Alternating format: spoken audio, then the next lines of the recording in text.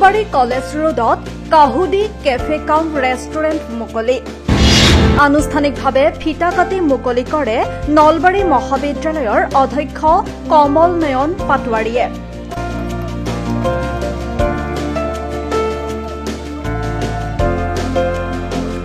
ৰাইজক সুস্বাদু খাদ্য যোগান ধৰিবলৈ সম্পূৰ্ণ সাজু কাহুদি কেফে কাম ৰেষ্টুৰেণ্ট। তাৰোপৰি উক্ত অনুষ্ঠানটো মুকলিৰ সময়ছোৱাত বহুতো বিশিষ্ট ব্যক্তি উপস্থিত থকা পৰিলক্ষিত হয়।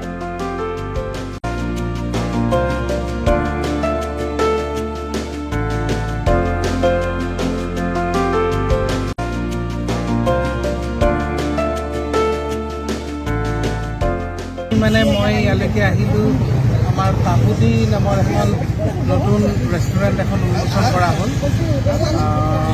মই মানে আশা কৰিম যে এই যিকেইজন ল'ৰাই এই কাহুদিখন আৰম্ভ কৰিছে তেওঁলোক একদম উঠি অহা প্ৰজন্মৰ ল'ৰা, আৰু তেওঁলোকে এটা নতুন চিন্তাৰে অলপ ব্যতিক্ৰমী চিন্তাৰে এই ৰেষ্টুৰেণ্টখন আৰম্ভ কৰিছে।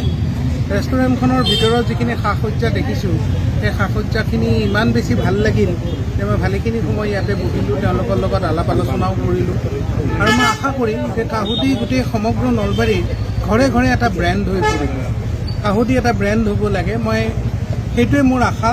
আৰু মই এটা কথা তেখেতসকলৰ পৰা আগ্ৰহ কৰিছোঁ যে কাহুদি ৰেষ্টুৰেণ্টৰ যোগেদি অসমৰ যিখিনি থলুৱা খাদ্য সেই থলুৱা খাদ্যখিনিয়ে এক নতুন মাত্ৰা লাভ কৰিব, সেইটো আশা কৰি আজি মই ইয়ালৈকে আহিছিলোঁ। আৰু এই ৰেষ্টুৰেণ্টখন উন্মোচন হৈছে, তেওঁলোকৰ যিটো আশা এই আশাখিনি পূৰণ হওক তাকে কামনা কৰিছোঁ। ধন্যবাদ। কাহুদি বুলি নতুনকৈ এখন কেফে প্লাছ ৰেষ্টুৰেণ্ট নলবাৰীৰ মাজমজিয়াত নতুনকৈ মুকলি কৰা হ'ল।